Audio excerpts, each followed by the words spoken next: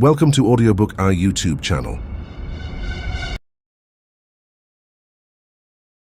Lesson 1. The rich don't work for money. The poor and the middle class work for money. The rich have money work for them. Dad, can you tell me how to get rich? My dad put down the evening paper. Why do you want to get rich, son? Because today Jimmy's mom drove up in their new Cadillac, and they were going to their beach house for the weekend. He took 3 of his friends, but Mike and I weren't invited. They told us we weren't invited because we were poor kids. They did? My dad asked incredulously. Yeah, they did, I replied in a hurt tone. My dad silently shook his head, pushed his glasses up the bridge of his nose, and went back to reading the paper. I stood waiting for an answer. The year was 1956. I was 9 years old. By some twist of fate, I attended the same public school where the rich people sent their kids. We were primarily a sugar plantation town. The managers of the plantation and the other affluent people, such as doctors, business owners, and bankers, sent their children to this elementary school. After grade 6, their children were generally sent off to private schools because my family lived on one side of the street I went to this school.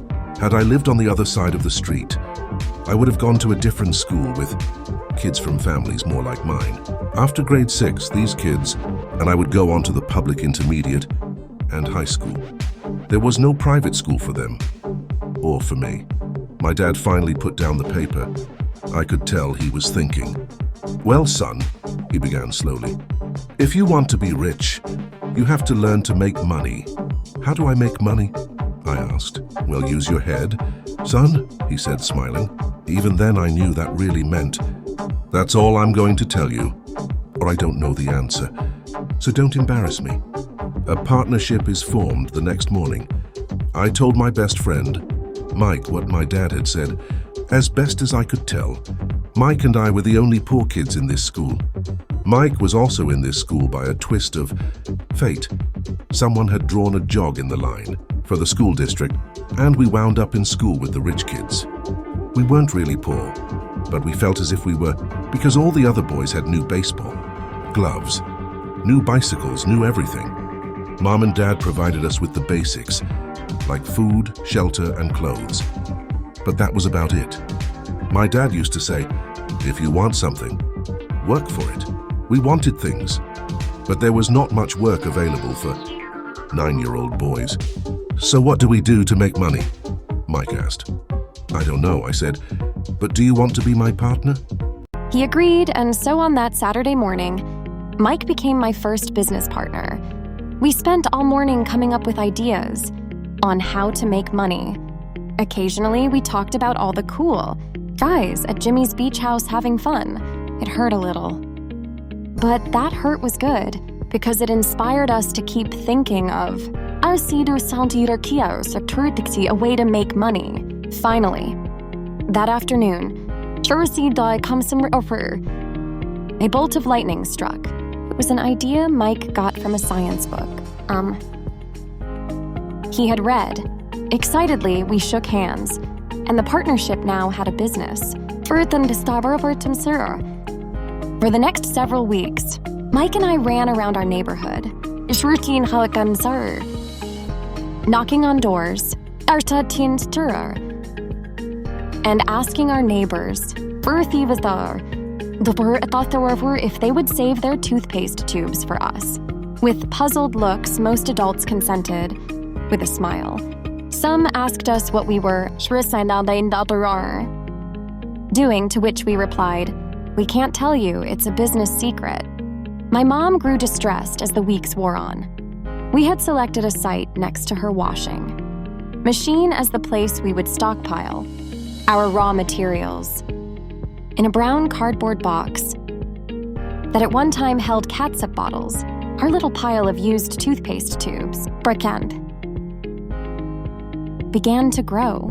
Finally, my mom put her foot down. The sight of her neighbor's messy, crumpled, used toothpaste tubes had gotten to her. Sir, what are you boys doing? First in the Sultan, she asked. And I don't want to hear again. Argentina, that it's a business secret. do something with this mess? Shorten the second buying in for upper tier Eibgekefurgers. One in moderation machine and start, I'm going to throw it out.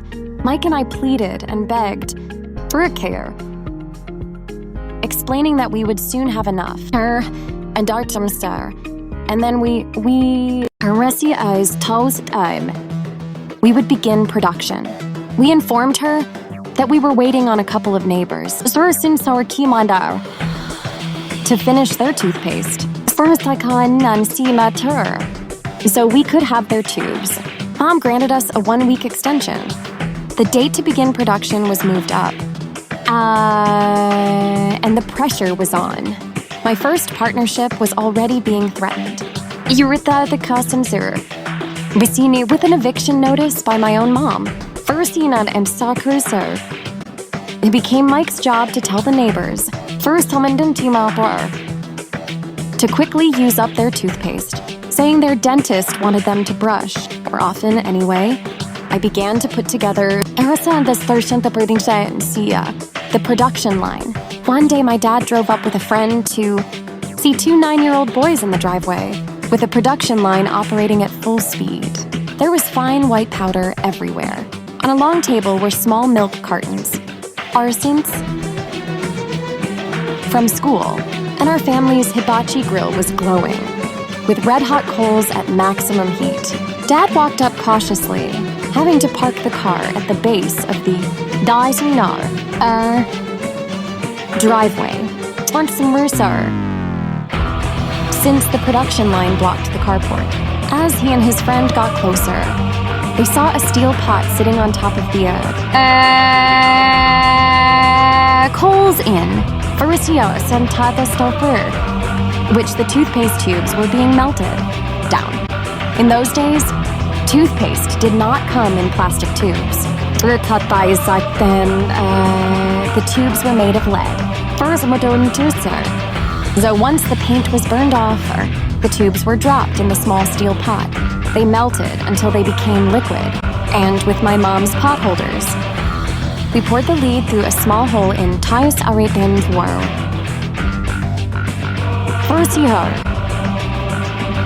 The top of the milk cartons. The milk cartons were filled with plaster.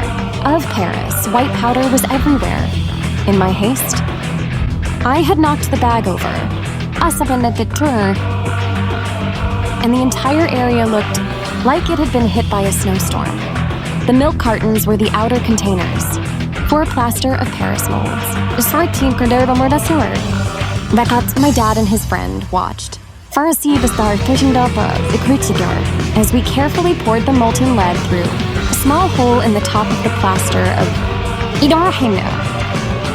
Paris cube. Careful, my dad said.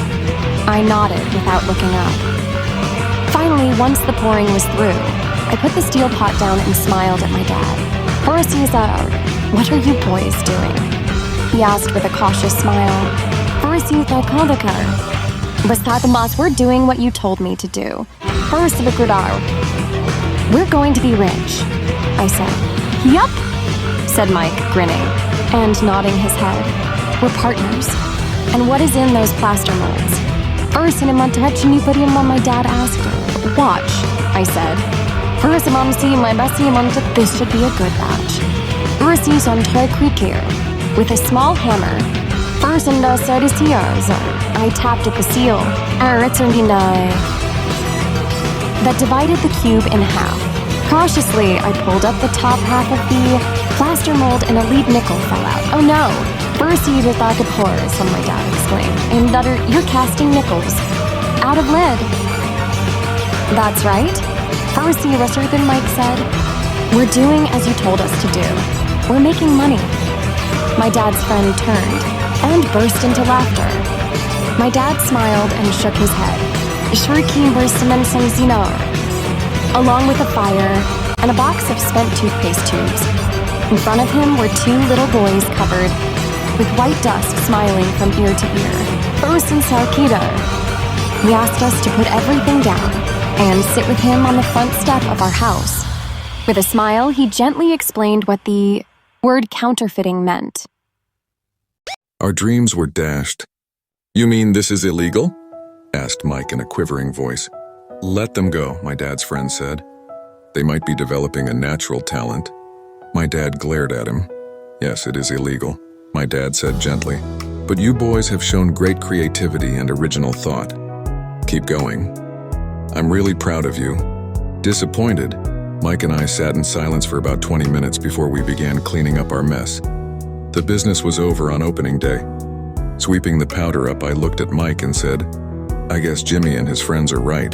We are poor." My father was just leaving as I said that. "Boys," he said, "you're only poor if you give up. The most important thing is that you did something.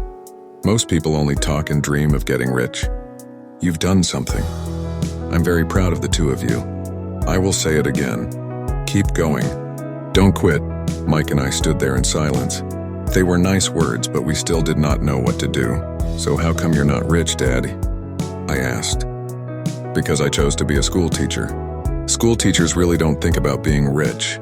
We just like to teach. I wish I could help you, but I really don't know how to make money." Mike and I turned and continued our cleanup. "I know," said my dad. "If you boys want to learn how to be rich, don't ask me. Talk to your dad, Mike." "My dad?" asked Mike with a scrunched up face. "Yeah, your dad," repeated my dad with a smile. "Your dad and I have the same banker, and he raves about your father. He's told me several times that your father is brilliant when it comes to making money." "My dad?" Mike asked again in disbelief. "Then how come we don't have a nice car and a nice house like the rich kids at school?" "A nice car and a nice house don't necessarily mean you're rich or you know how to make money," my dad replied. "Jimmy's dad works for the sugar plantation. He's not much different from me. He works for a company, and I work for the government. The company buys the car for him. The sugar company is in financial trouble, and Jimmy's dad may soon have nothing. Your dad is different, Mike. He seems to be building an empire, and I suspect in a few years he will be a very rich man." With that, Mike and I got excited again. With new vigor, we began cleaning up the mess caused by our now defunct first business. As we were cleaning, we made plans for how and when to talk to Mike's dad. The problem was that Mike's dad worked long hours and often did not come home until late. His father owned warehouses, a construction company, a chain of stores, and 3 restaurants. It was the restaurants that kept him out late. Mike caught the bus home after we had finished cleaning up. He was going to talk to his dad when he got home that night and ask him if he would teach us how to become rich. Mike promised to call as soon as he had talked to his dad, even if it was late. The phone rang at 8:30 p.m. "Okay," I said. Next Saturday, I put the phone down. Mike's dad had agreed to meet with us. The lessons begin. Mike and I met with his dad that morning at 8 o'clock. He was already busy, having been at work for more than an hour. His construction supervisor was just leaving in his pickup truck. As I walked up to his simple, small, and tidy home, Mike met me at the door. "Dad's on the phone and he said to wait on the back porch," Mike said as he opened the door. The old wooden floor creaked as I stepped across the threshold of the aging house. There was a cheap mat just inside the door. The mat was there to hide the years of wear from countless footsteps that the floor had supported. Although clean, it needed to be replaced. I felt claustrophobic as I entered the narrow living room that was filled with old, musty, overstuffed furniture that today would be collector's items. Sitting on the couch were 2 women, both a little older than my mom. Across from the women sat a man in workman's clothes. He wore khaki slacks and a khaki shirt, neatly pressed but without starch, and polished work boots. He was about 10 years older than my dad. They smiled as Mike and I walked past them toward the back porch. I smiled back shyly. "Who are those people?" I asked. "Oh, they work for my dad. The older man runs his warehouses and the women are the managers of the restaurants. And as you arrived, you saw the construction supervisor who is working on a road project about 50 miles from here. His other supervisor, who is building a track of houses, left before you got here. Does this go on all the time?" I asked. "Not always, but quite often," said Mike, smiling as he pulled up a chair to sit down next to me. "I asked my dad if he would teach us to make money," Mike said. "Oh, and what did he say to that?" I asked with cautious curiosity. "Well, he had a funny look on his face at first, and then he said he would make us an offer." "No," I said, rocking my chair back against the wall. I sat there perched on 2 rear legs of the chair. Mike did the same thing. "Do you know what the offer is?" I asked. "No, but we'll soon find out." Suddenly, Mike's dad burst through the rickety screen door and onto the porch. Mike and I jumped to our feet, not out of respect, but because we were startled. "Ready, boys?" he asked as he pulled up a chair to sit down with us. We nodded our heads as we pulled our chairs away from the wall to sit in front of him. He was a big man, about 6 feet tall and 200 pounds. My dad was taller, about the same weight, and 5 years older than Mike's dad. They sort of looked alike, though not of the same ethnic makeup. Maybe their energy was similar. "Mike says you want to learn to make money. Is that correct, Robert?" I nodded my head quickly, but with a little trepidation. He had a lot of power behind his words and smile. "Okay, here's my offer. I'll teach you, but I won't do it classroom style. You work for me, I'll teach you. You don't work for me, I won't teach you. I can teach you faster if you work, and I'm wasting my time if you just want to sit and listen like you do in school. That's my offer. Take it or leave it." May I ask a question first?" I asked. "No. Take it or leave it. If you can't make up your mind decisively, then you'll never learn to make money anyway. Opportunities come and go. Being able to know when to make quick decisions is an important skill. You have the opportunity that you asked for. School is beginning or it's over in 10 seconds, Mike's dad said with a teasing smile. "Take it," I said. "Take it," said Mike. "Good," said Mike's dad. "Mrs.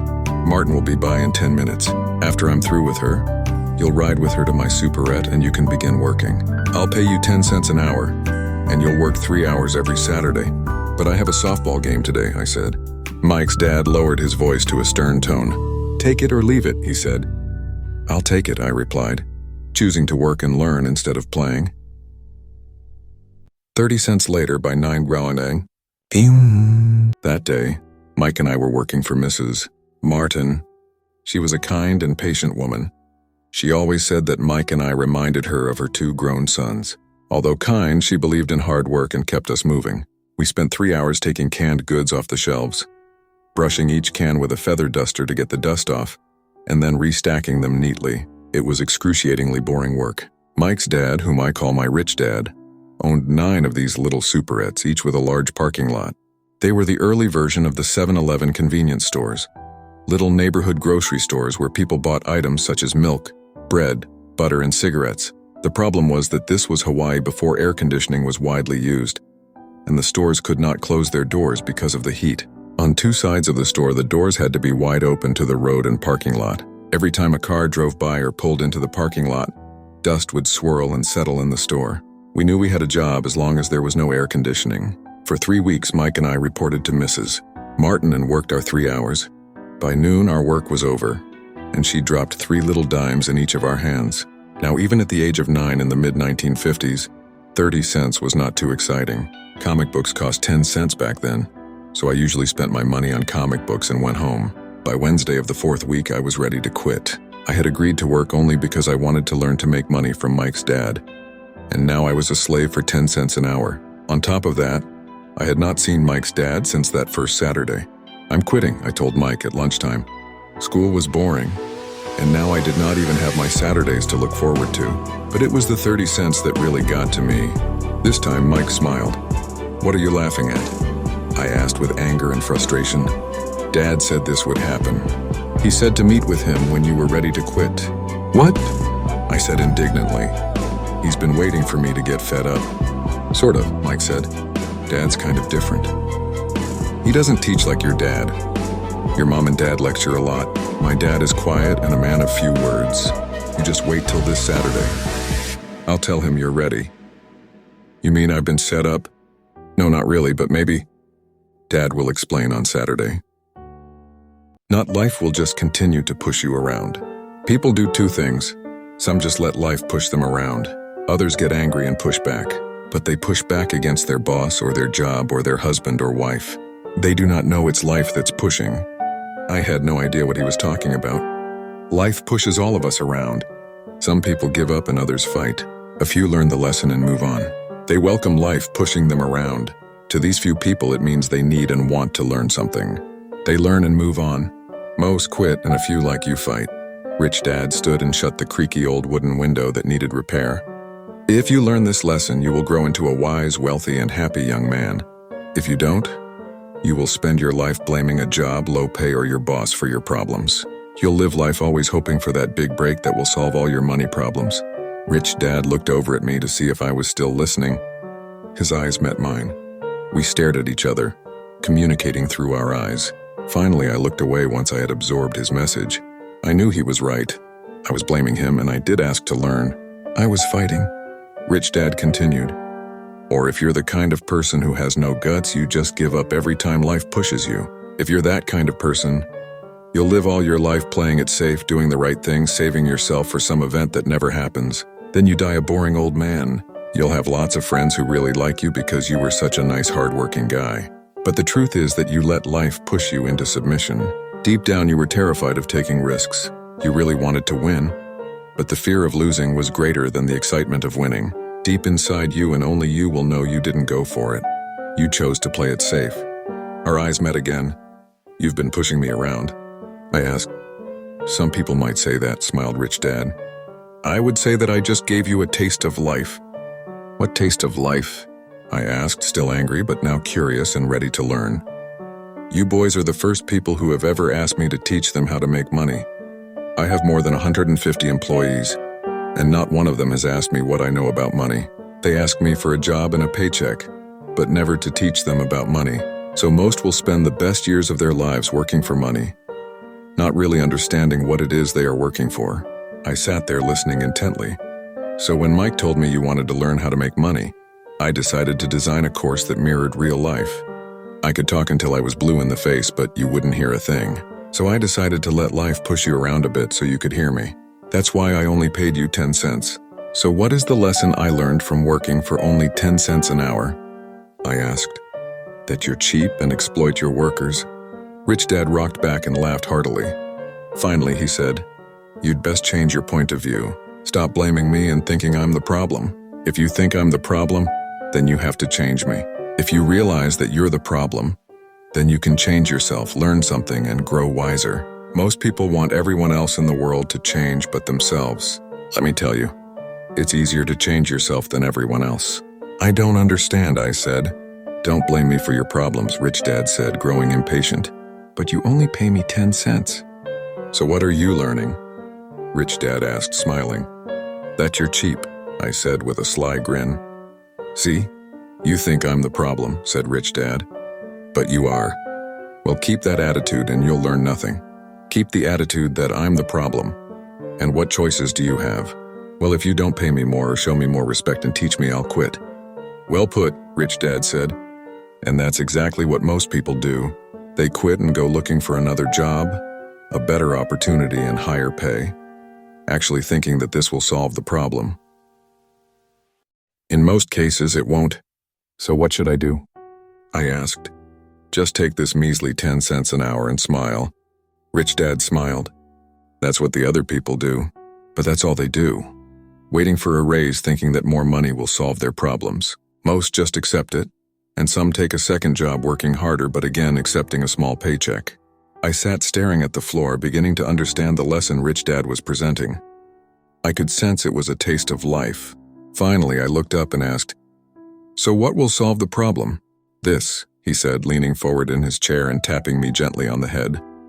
This stuff between your ears. It was at that moment that Rich Dad shared the pivotal point of view that separated him from his employees and my poor dad, and led him to eventually become one of the richest men in Hawaii, while my highly educated but poor dad struggled financially all his life. It was a singular point of view that made all the difference over a lifetime. Rich Dad explained this point of view over and over, which I call lesson number 1.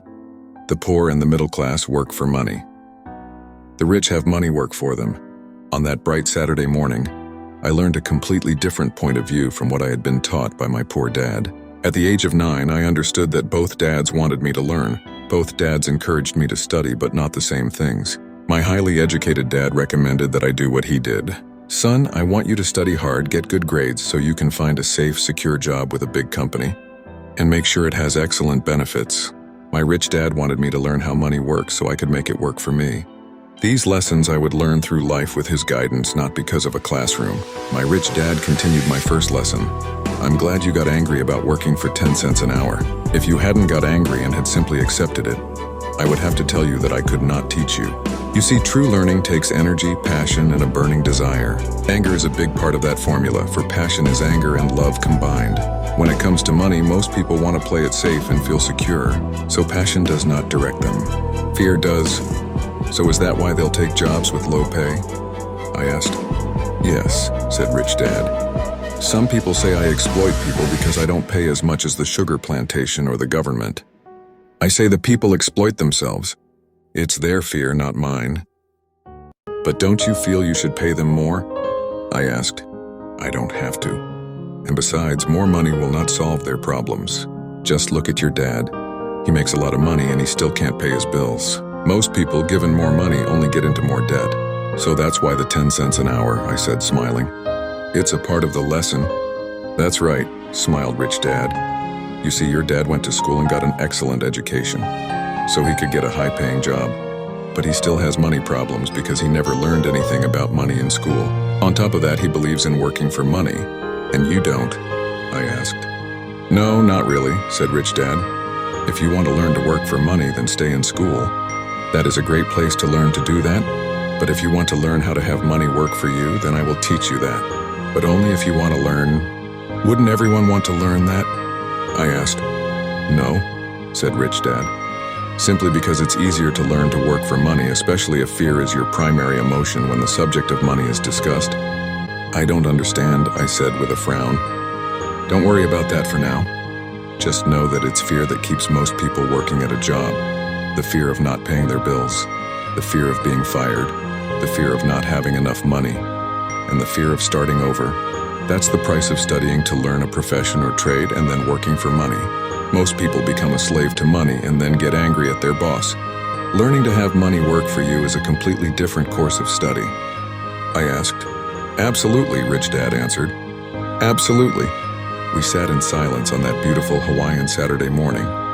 My friends had just started their Little League baseball game, but for some reason I was now thankful I had decided to work for 10 cents an hour. I sensed that I was about to learn something my friends wouldn't learn in school. Ready to learn? Asked Rich Dad. Absolutely, I said with a grin. I have kept my promise. I've been teaching you from afar, my Rich Dad said. At 9 years old, you've gotten a taste of what it feels like to work for money. Just multiply your last month by 50 years, and you will have an idea of what most people spend their life doing. I don't understand, I said. How did you feel waiting in line to see me, once to get hired and once to ask for more money? Terrible, I said. If you choose to work for money, that is what life will be like, said Rich Dad. And how did you feel when Mrs. Martin dropped 3 dimes in your hand for 3 hours of work? I felt like it wasn't enough.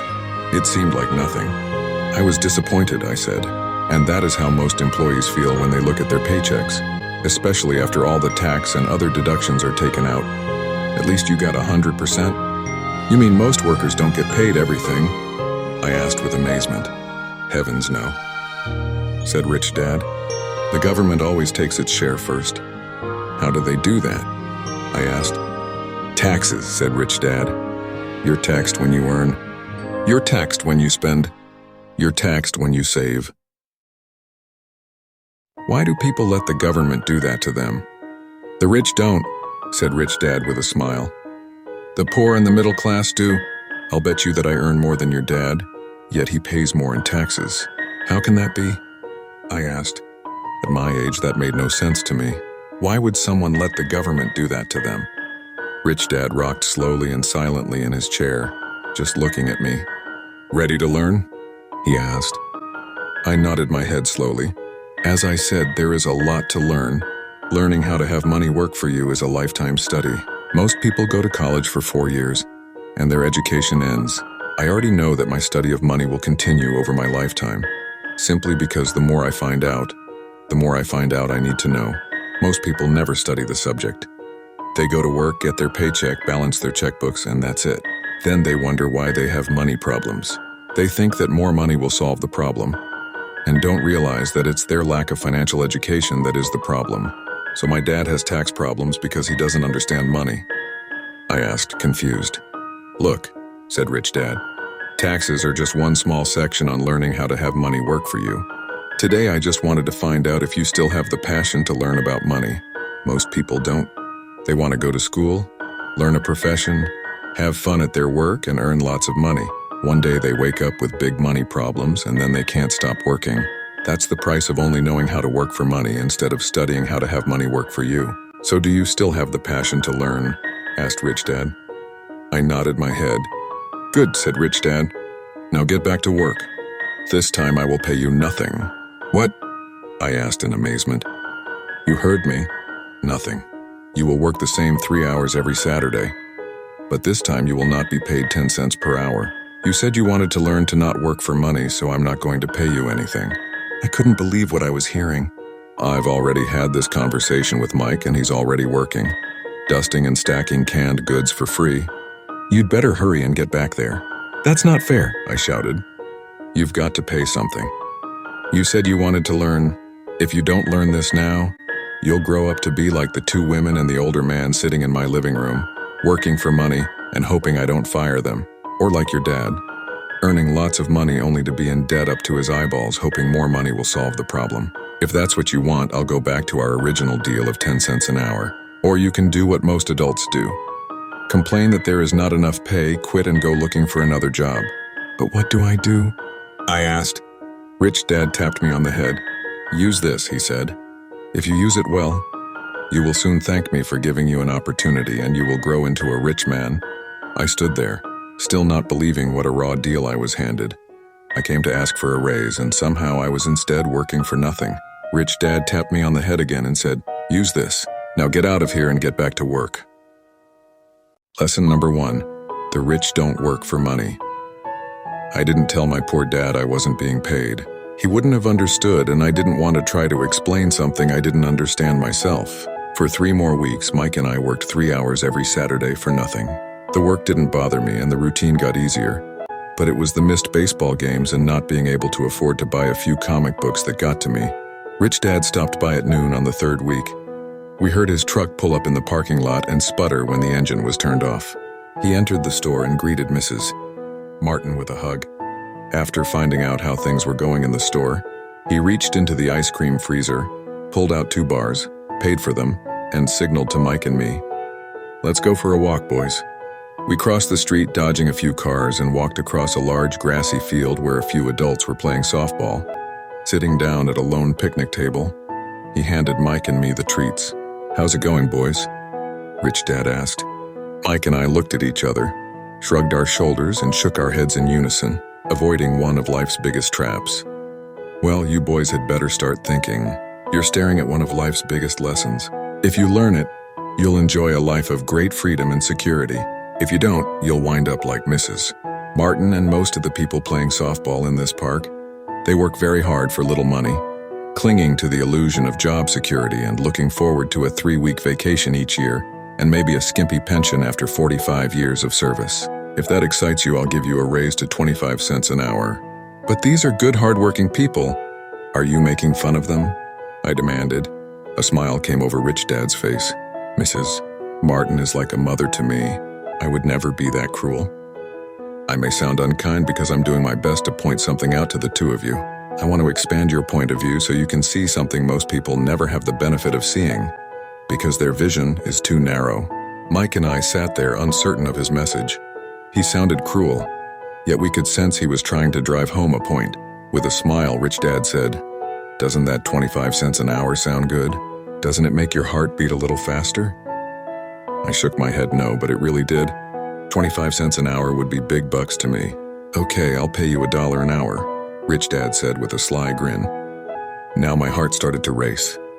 My brain was screaming, "Take it! Take it!" I could not believe what I was hearing. Still, I said nothing. Okay, $2 an hour. My little brain and heart nearly exploded.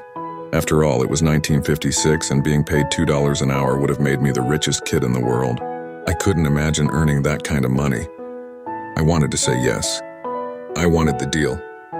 I could picture a new bicycle, new baseball glove, and the adoration of my friends when I flashed some cash. On top of that, Jimmy and his rich friends could never call me poor again, but somehow my mouth stayed shut. The ice cream had melted and was running down my hand. Rich Dad was looking at 2 boys staring back at him, eyes wide open and brains empty. He was testing us, and he knew there was a part of our emotions that wanted to take the deal. He understood that every person has a weak and needy part of their soul that can be bought, and he knew that every individual also had a part of their soul that was resilient and could never be bought. It was only a question of which one was stronger. Okay, $5 an hour. Suddenly I was silent. Something had changed. The offer was too big and ridiculous. Not many grown-ups in 1956 made more than that. But quickly my temptation disappeared and calm set in. Slowly I turned to my left to look at Mike. He looked back at me. The part of my soul that was weak and needy was silenced. The part of me that had no price took over. I knew Mike had gotten to that point too.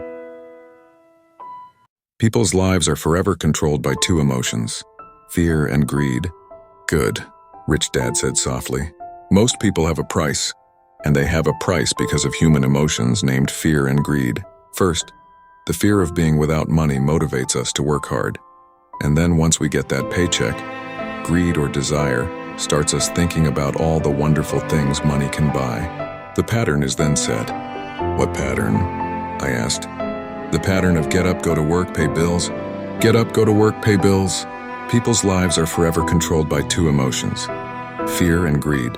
Offer them more money and they continue the cycle by increasing their spending. This is what I call the rat race. There is another way, Mike asked. Yes, said Rich Dad slowly, but only a few people find it. And what is that way? Mike asked. That's what I hope you boys will learn as you work and study with me. That is why I took away all forms of pay. Any hints? Mike asked. We're kind of tired of working hard, especially for nothing. Well, the first step is telling the truth, said Rich Dad. We haven't been lying, I said. I did not say you were lying. I said to tell the truth, Rich Dad retorted. The truth about what? I asked. How you're feeling, Rich Dad said. You don't have to say it to anyone else. Just admit it to yourself. You mean the people in this park? The people who work for you, Mrs. Martin, they don't do that. I asked. I doubt it, said Rich Dad. Instead, they feel the fear of not having money. They don't confront it logically. They react emotionally instead of using their heads, Rich Dad said. Then they get a few bucks in their hands and again the emotions of joy, desire, and greed take over. And again they react instead of think. So their emotions control their brain, Mike said. That's correct, said Rich Dad. Instead of admitting the truth about how they feel, they react to their feelings and fail to think. They feel the fear so they go to work, hoping that money will soothe the fear, but it doesn't. It continues to haunt them and they return to work, hoping again that money will calm their fears, and again it doesn't. Fear keeps them in this trap of working, earning money, working, earning money, hoping the fear will go away. But every day they get up, and that old fear wakes up with them. For millions of people, that old fear keeps them awake all night, causing a night of turmoil and worry. So they get up and go to work, hoping that a paycheck will kill that fear gnawing at their soul. Money is running their lives, and they refuse to tell the truth about that. Money is in control of their emotions and their souls. Rich Dad sat quietly, letting his words sink in. Mike and I heard what he said, but didn't understand fully what he was talking about. I just knew that I often wondered why grown-ups hurried off to work. It did not seem like much fun, and they never looked that happy. But something kept them going. Realizing we had absorbed as much as possible of what he was talking about, Rich Dad said, I want you boys to avoid that trap. That is really what I want to teach you. Not just to be rich, because being rich does not solve the problem. It doesn't, I asked, surprised. No, it doesn't. Let me explain the other emotion, desire. Some call it greed, but I prefer desire. It's perfectly normal to desire something better, prettier, more fun, or exciting. So people also work for money because of desire. They desire money for the joy they think it can buy. But the joy that money brings is often short-lived, and they soon need more money for more joy, more pleasure, more comfort, and more security. So they keep working, thinking money will soothe their souls that are troubled by fear and desire. But money can't do that. Even rich people do this. Mike asked. Rich people included, said Rich Dad. In fact, the reason many rich people are rich isn't because of desire, but because of fear. They believe that money can eliminate the fear of being poor, so they amass tons of it only to find the fear gets worse. Now they fear losing the money. I have friends who keep working even though they have plenty. I know people who have millions who are more afraid now than when they were poor. They're terrified of losing it all. The fears that drove them to get rich got worse. That weak and needy part of their soul is actually screaming louder. They don't want to lose the big houses, the cars, and the high life money has bought them. They worry about what their friends would say if they lost all their money. Many are emotionally desperate and neurotic, although they look rich and have more money. So is a poor man happier? I asked. No, I don't think so, replied Rich Dad. The avoidance of money is just as psychotic as being attached to money. As if on cue, the town derelict went past our table, stopping by the large rubbish can and rummaging around in it. The three of us watched him with great interest, when before we probably would have just ignored him. Rich Dad pulled $1 out of his wallet and gestured to the older man. Seeing the money, the derelict came over immediately, took the bill, thanked Rich Dad profusely, and hurried off, ecstatic with his good fortune. He's not much different from most of my employees, said Rich Dad. I've met so many people who say, oh, I'm not interested in money, yet they'll work at a job for 8 hours a day. That's a denial of truth. If they weren't interested in money, then why are they working? That kind of thinking is probably more psychotic than a person who hoards money. As I sat there listening to my Rich Dad, my mind flashed back to the countless times my own dad said, I'm not interested in money. He said those words often. He also covered himself by always saying, I work because I love my job. So many people say, oh, I'm not interested in money. Yet they'll work at a job for 8 hours a day. So what do? I asked. Not work for money until all traces of fear and greed are gone. No, that would be a waste of time, said Rich Dad. Emotions are what make us human. The word emotion stands for energy in motion. Be truthful about your emotions and use your mind and emotions in your favor, not against yourself. Whoa, said Mike. Don't worry about what I just said. It will make more sense in years to come. Just be an observer, not a reactor to your emotions. Most people do not know that it's their emotions that are doing the thinking. Your emotions are your emotions, but you have got to learn to do your own thinking. Can you give me an example? I asked. Sure, replied Rich Dad.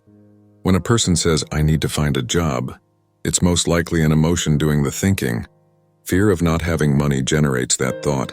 But people do need money if they have bills to pay, I said. Sure they do, smiled Rich Dad.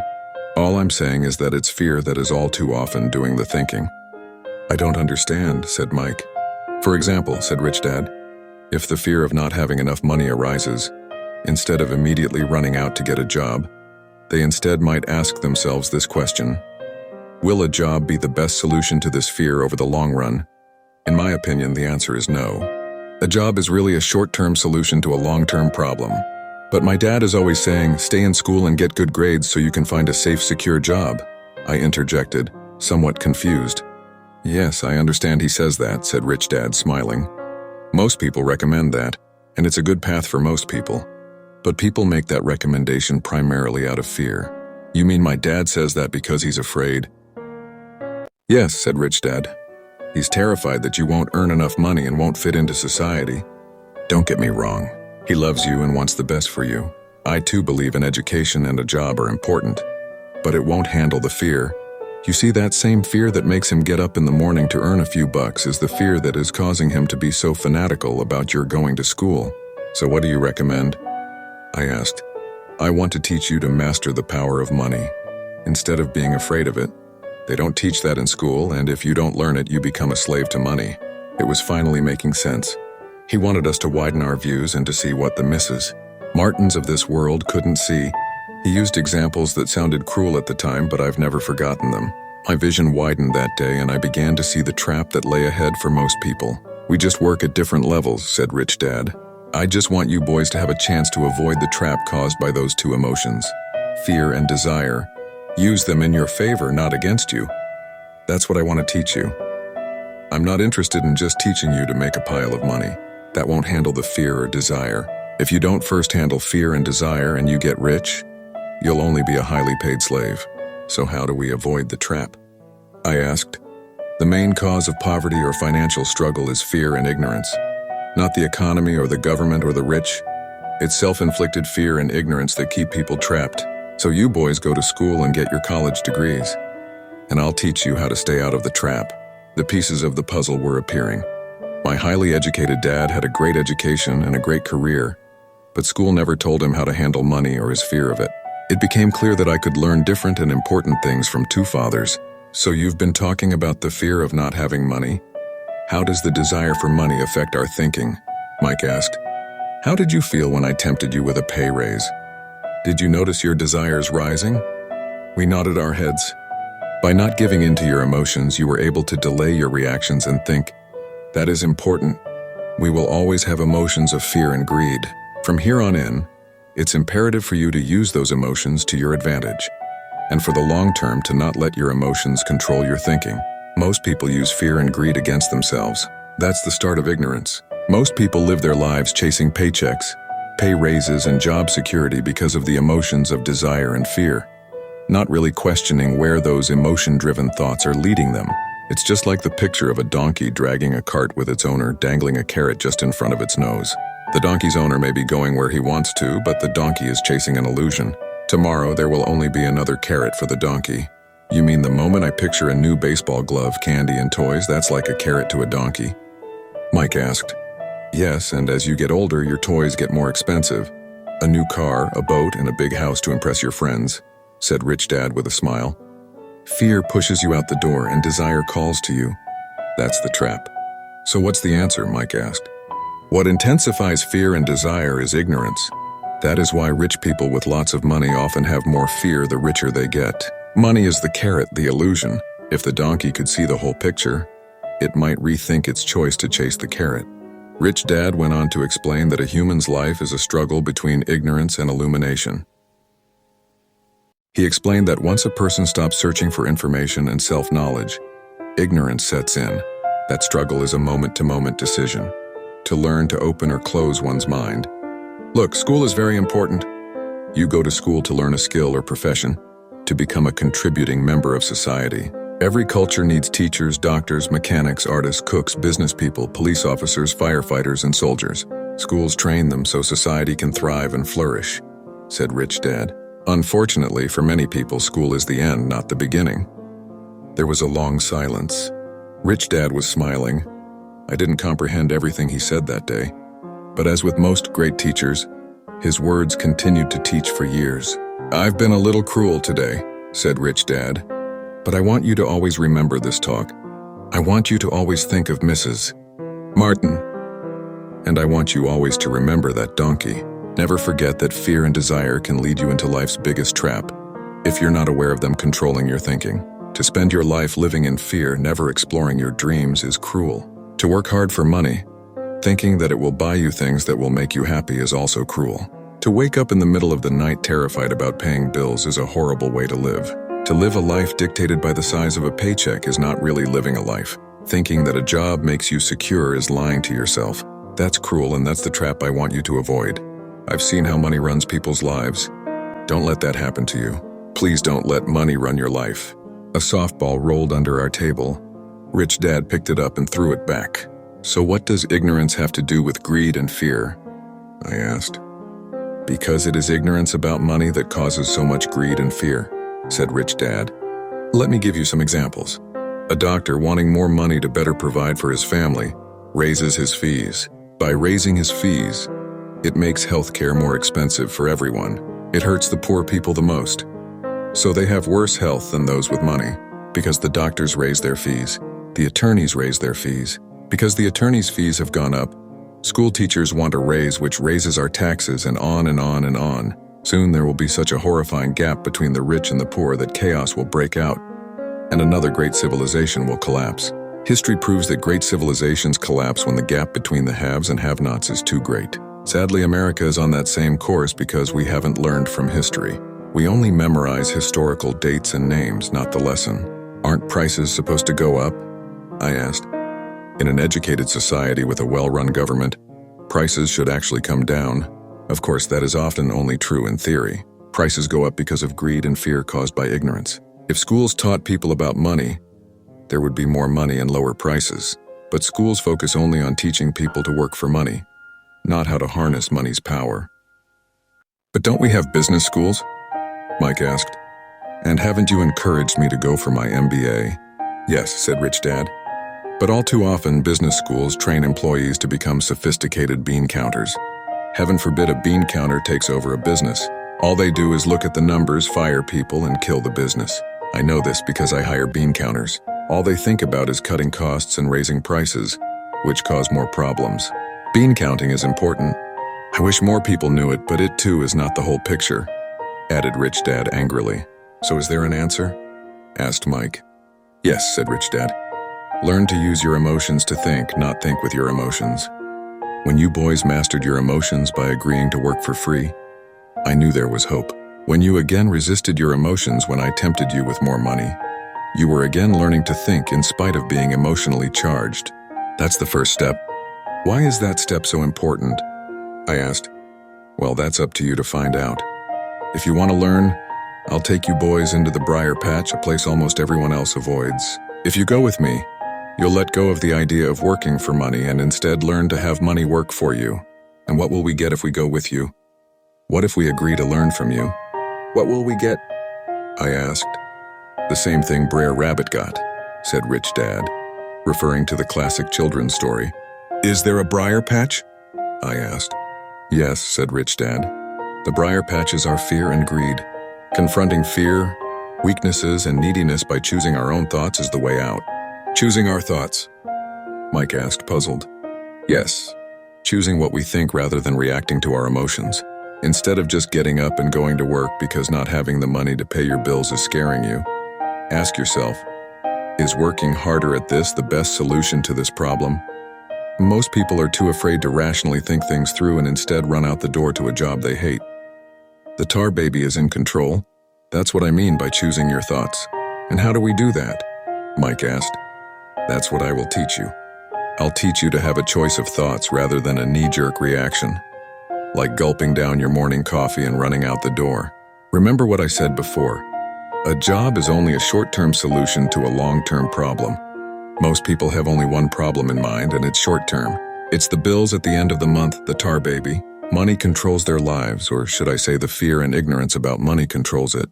So they do as their parents did. They get up every day and go work for money, not taking the time to ask the question, is there another way? Their emotions now control their thinking, not their heads. Can you tell the difference between emotions thinking and the head thinking? Mike asked. Oh, yes. I hear it all the time, said Rich Dad. I hear things like, well, everyone has to work. Or the rich are crooks. Or I'll get another job. I deserve this raise. You can't push me around. Or I like this job because it's secure. No one asks, is there something I'm missing here? Which would break through the emotional thought and give you time to think clearly. As we headed back to the store, Rich Dad explained that the rich really did make money. They did not work for it. He went on to explain that when Mike and I were casting 5-cent pieces out of lead, thinking we were making money, we were very close to thinking the way the rich think. The problem was that creating money is legal for the government and banks to do, but illegal for us to do. There are legal ways to create money from nothing, he told us. Rich Dad went on to explain that the rich know that money is an illusion, truly like the carrot for the donkey. It's only out of fear and greed that the illusion of money is held together by billions of people who believe that money is real. It's not. Money is really made up. It is only because of the illusion of confidence and the ignorance of the masses that this house of cards stands. He talked about the gold standard that America was on, and that each dollar bill was actually a silver certificate. What concerned him was the rumor that we would someday go off the gold standard and our dollars would no longer be backed by something tangible. If that happens, boys, all hell will break loose. The poor, the middle class, and the ignorant will have their lives ruined simply because they will continue to believe that money is real and that the company they work for or the government will look after them. We really did not understand what he was saying that day, but over the years it made more and more sense, seeing what others miss. As he climbed into his pickup truck outside his convenience store, Rich Dad said, "Keep working, boys, but the sooner you forget about needing a paycheck, the easier your adult life will be. Keep using your brain, work for free, and soon your mind will show you ways of making money far beyond what I could ever pay you. You will see things that other people never see. Most people never see these opportunities because they're looking for money and security. So that's all they get. The moment you see one opportunity, you'll see them for the rest of your life. The moment you do that, I'll teach you something else. Learn this and you'll avoid one of life's biggest traps." Mike and I picked up our things from the store and waved goodbye to Mrs. We went back to the park to the same picnic bench and spent several more hours thinking and talking. We spent the next week at school thinking and talking too. For 2 more weeks, we kept thinking, talking and working for free. At the end of the second Saturday, I was again saying goodbye to Mrs. Martin and looking at the comic book stand with a longing gaze. The hard thing about not even getting 30 cents every Saturday was that I didn't have any money to buy comic books. Suddenly, as Mrs. Martin was cutting the front page of the comic book in half. She kept the top half of the comic book cover and threw the rest of the book into a large cardboard box. When I asked her what she did with the comic books, she said, "I throw them away. I give the top half of the cover back to the comic book distributor for credit when he brings in the new comics. He's coming in an hour." Mike and I waited for an hour. Soon the distributor arrived, and I asked him if we could have the comic books. To my delight, he said, "You can have them if you work for this store and do not resell them. Remember our old business partnership?" Well, Mike and I revived it. Using a spare room in Mike's basement, we began piling hundreds of comic books in that room. Soon our comic book library was open to the public. We hired Mike's younger sister, who loved to study, to be head librarian. She charged each child 10 cents admission to the library, which was open from 2:30 p.m. to 4:30 p.m. Every day after school. The customers, the children of the neighborhood, could read as many comics as they wanted in 2 hours. It was a bargain for them since a comic cost 10 cents each, and they could read 5 or 6 in 2 hours, 50 per week over a 3-month period. We paid his sister $1 a week and allowed her to read the comics for free, which she rarely did since she was always studying. Mike and I kept our agreement by working in the store every Saturday and collecting all the comic books from the different stores. We kept our agreement to the distributor by not selling any comic books. We burned them once they got too tattered. We tried opening a branch office, but we could never quite find someone as trustworthy and dedicated as Mike's sister. At an early age, we found out how hard it was to find good staff. 3 months after the library first opened, a fight broke out in the room. Some bullies from another neighborhood pushed their way in, and Mike's dad suggested we shut down the business. So our comic book business shut down, and we stopped working on Saturdays at the convenience store. But Rich Dad was excited because he had new things he wanted to teach us. He was happy because we had learned our first lesson so well. We learned to make money work for us by not getting paid for our work at the store. We were forced to use our imaginations to identify an opportunity to make money. By starting our own business, the comic book library, we were in control of our own finances, not dependent on an employer. The best part was that our business generated money for us, even when we weren't physically there. Our money worked for us. Instead of paying us money, Rich Dad had given us so much more.